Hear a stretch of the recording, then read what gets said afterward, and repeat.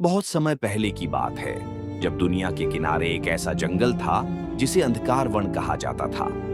वहां सूरज की किरणें कभी नहीं पहुंचती थीं और चांदनी भी जैसे डरती थी उस धरती को छूने से। इसी जंगल के बीचों बीच स्थित था विशाल, एक रहस्यमयी झील जिसके जल में झरघुला था। लोग कहते थे वहां एक विषकन्या रहती है, विरलाक्षी, जो इंसानों से दूर उस झील के किनारे हर पूर्णिमा को दिखाई देती थी। वह न तो पूरी तरह इंसान थी, न नागिन, न आत्मा, न देवी। उसे किसी ने जन्म नहीं दिया था, उसे उस झील ने रचा था विष से। विरलाक्षी का शरीर सांपों की जैसी आकृतियों से ढका था। उसकी आंखें नीले जहर सी चमकती थीं और उसके आंसुओं से धातु बहती थी। उसका स्पर्श मृत्यु था। वह जिसे छू देती वह राख बन जाता। पर विरलाक्षी को एक अजीब सपना बार बार आता, एक युवक जो उसकी ओर बढ़ रहा है और डर के बजाय उसकी आंखों में प्रेम है। हर बार जब वह उस युवक को देखती, उसके सीने में कुछ कांपने लगता, जैसे किसी ने वहां कोई स्मृति छुपा दी हो। दूसरी ओर एक दूर बसे गांव अनंतपुर में रहता था एक युवक, आरव, जो एक स्कूल में पढ़ाता था और पुरानी चीजों का शौकीन था। एक दिन उसे गांव के पास एक टूटी फूटी मूर्ति मिलती है, एक महिला की, जिसके चारों ओर सांप लिपटे हैं। जैसे ही वह उसे छूता है, मूर्ति से नीली रोशनी निकलती है और उसकी हथेली पर नाग की आकृति बन जाती है। उस रात आरव को पहली बार एक अजीब सपना आता, एक नीली आंखों वाली लड़की जो झील के किनारे खड़ी उसे देख रही है, जैसे वह उसे जानती हो। अगले दिन से आरव अजीब घटनाओं का सामना करता है। उसके शरीर से नीला धुआं उठने लगता है, पानी उसे खींचने लगता है और सांपों की फुफकार उसके कानों में गूंजने लगती है।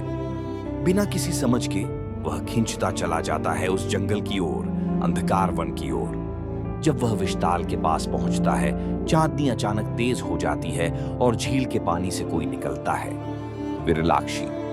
दोनों आमने सामने खड़े हैं। विरलाक्षी कांप रही है और उसके आंसुओं से चांदी की बूंदें जमीन पर गिर रही हैं, जो सांप बनकर रेंगने लगती हैं। कौन हो तुम? वो फुसफुसाती है। आरव के होंठ अपने आप हिलते हैं, मानो कोई और बोल रहा हो। मैं वही हूं जिसके लिए तुम्हारा जन्म हुआ था। विरलाक्षी की आंखों में एक चमक सी दौड़ जाती है, जैसे किसी भूले हुए जन्म की याद अचानक लौट आई हो।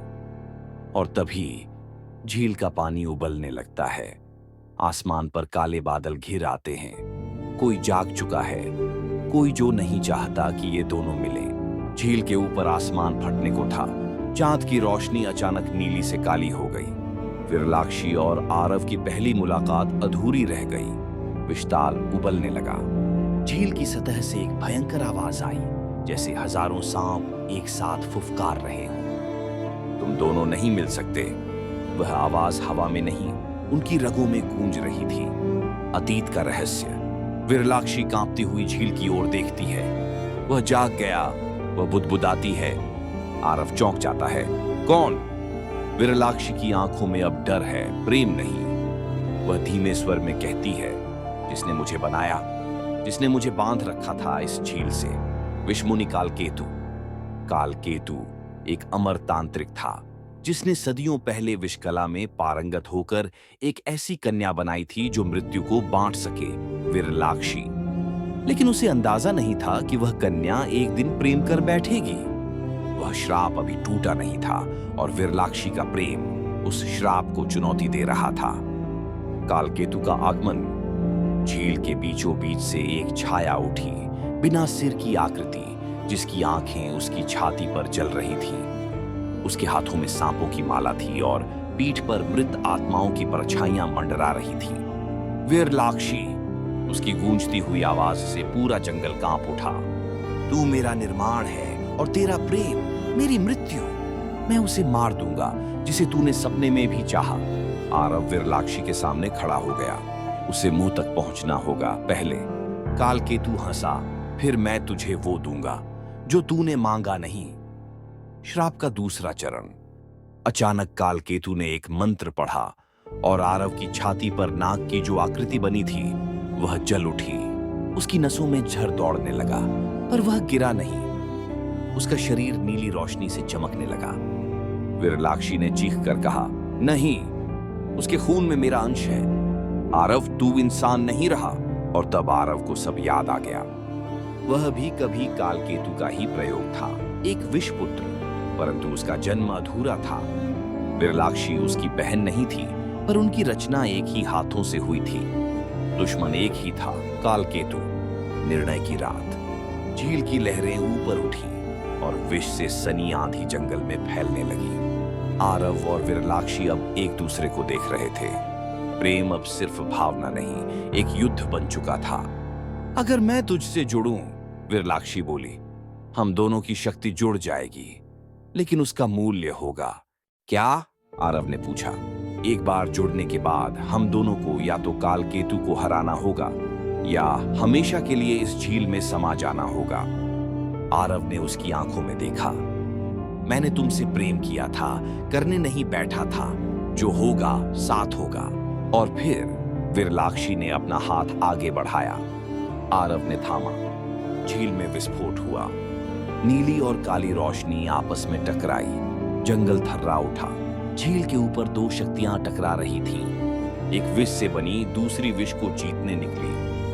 विरलाक्षी और आरव का हाथ मिलते ही उनके शरीरों से रोशनी निकलने लगी, नीली और चांदी सी, जैसे ब्रह्मांड के दो तारे आपस में जुड़ रहे हों। झील की लहरें आसमान को छू रही थीं और सारा अंधकार वन अब सांस ले रहा था। कालकेतु का प्रहार। झील के मध्य खड़ा था विषमुनि कालकेतु। अब उसका आकार दानवों जैसा हो चुका था। उसके चारों ओर मृत आत्माओं की परछाइयां चिल्ला रही थीं और हर एक मंत्र से धरती कांप रही थी। तुम दोनों मेरे बनाए हुए हो।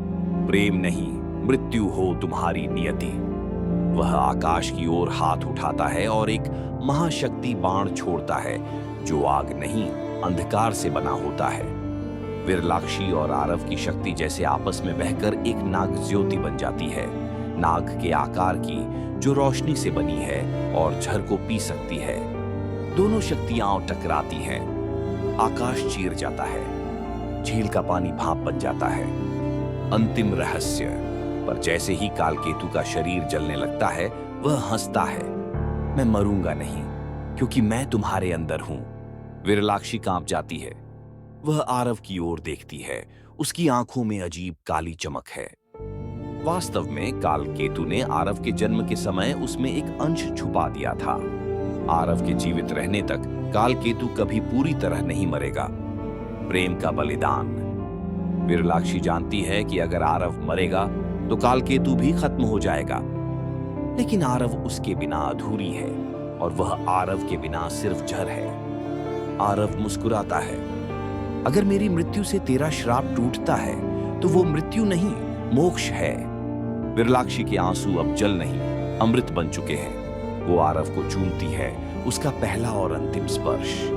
जैसे ही उसके होंठ आरव के होंठों से मिलते हैं, एक तेज उजाला होता है। झील, जंगल, कालकेतु सब कुछ झलकर राख बन जाते हैं। पुनर्जन्म। वर्षों बाद, कई साल बाद, एक नए गांव में एक झील बनती है, बिल्कुल साफ, बिना झर के। लोग कहते हैं वहां एक जोड़ा रहता है, एक शिक्षक और एक सुंदर युवती, जिनकी आंखें नीली चमकती हैं। वो किसी से बात नहीं करते, बस हर पूर्णिमा की रात झील के किनारे हाथ थामे बैठे दिखाई देते हैं। कोई नहीं जानता वे कौन है, पर अगर कोई ध्यान से देखे, झील की लहरों में अब भी एक नाग की आकृति तैरती है और एक वादा गूंजता है। प्रेम कभी मरता नहीं, बस रूप बदलता है। झील के ऊपर दो शक्तियां टकरा रही थीं। एक विष से बनी, दूसरी विष को जीतने निकली। विरलाक्षी और आरव का हाथ मिलते ही उनके शरीरों से रोशनी निकलने लगी, नीली और चांदी सी, जैसे ब्रह्मांड के दो तारे आपस में जुड़ रहे हों। झील की लहरें आसमान को छू रही थीं और सारा अंधकार वन अब सांस ले रहा था। कालकेतु का प्रहार।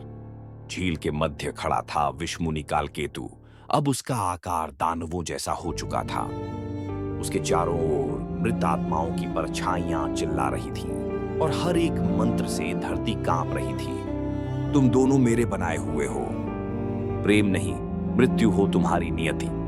वह आकाश की ओर हाथ उठाता है और एक महाशक्ति बाण छोड़ता है जो आग नहीं, अंधकार से बना होता है। विरलाक्षी और आरव की शक्ति जैसे आपस में बहकर एक नाग ज्योति बन जाती है, नाग के आकार की, जो रोशनी से बनी है और जहर को पी सकती है। दोनों शक्तियां टकराती हैं, आकाश चीर जाता है, झील का पानी भाप बन जाता है। अंतिम रहस्य, और जैसे ही कालकेतु का शरीर जलने लगता है, वह हंसता है, मैं मरूंगा नहीं क्योंकि मैं तुम्हारे अंदर हूं। विरलाक्षी कांप जाती है, वह आरव की ओर देखती है, उसकी आंखों में अजीब काली चमक है। वास्तव में कालकेतु ने आरव के जन्म के समय उसमें एक अंश छुपा दिया था। आरव के जीवित रहने तक कालकेतु कभी पूरी तरह नहीं मरेगा। प्रेम का बलिदान, विरलाक्षी जानती है कि अगर आरव मरेगा तो कालकेतु भी खत्म हो जाएगा, लेकिन आरव उसके बिना अधूरी है और वह आरव के बिना सिर्फ जहर है। आरव मुस्कुराता है, अगर मेरी मृत्यु से तेरा श्राप टूटता है तो वो मृत्यु नहीं, मोक्ष है। विरलाक्षी के आंसू अब जल नहीं, अमृत बन चुके हैं। वो आरव को चूमती है, उसका पहला और अंतिम स्पर्श। जैसे ही उसके होंठ आरव के होंठों से मिलते हैं, एक तेज उजाला होता है। झील, जंगल, कालकेतु सब कुछ जलकर राख बन जाते हैं। पुनर्जन्म, वर्षों बाद, कई साल बाद एक नए गांव में एक झील बनती है, बिल्कुल साफ, बिना झर के। लोग कहते हैं वहां एक जोड़ा रहता है, एक शिक्षक और एक सुंदर युवती जिनकी आंखें नीली चमकती हैं। वो किसी से बात नहीं करते, बस हर पूर्णिमा की रात झील के किनारे हाथ थामे बैठे दिखाई देते हैं। कोई नहीं जानता वे कौन है, पर अगर कोई ध्यान से देखे, झील की लहरों में अब भी एक नाग की आकृति तैरती है और एक वादा गूंजता है, प्रेम कभी मरता नहीं, बस रूप बदलता है। अगर नागवेली की ये प्रेम गाथा आपके दिल को छू गई तो इसे लाइक करें और शेयर करें उनके साथ जो आपके लिए अमर है। ऐसी ही अनसुनी और अद्भुत कहानियों के लिए सब्सक्राइब करें Info10 क्रिएशन को और इंस्टाग्राम पर जुड़े Info10 क्रिएशन पर, जहां कहानियां सिर्फ सुनाई नहीं जाती, जी जाती हैं।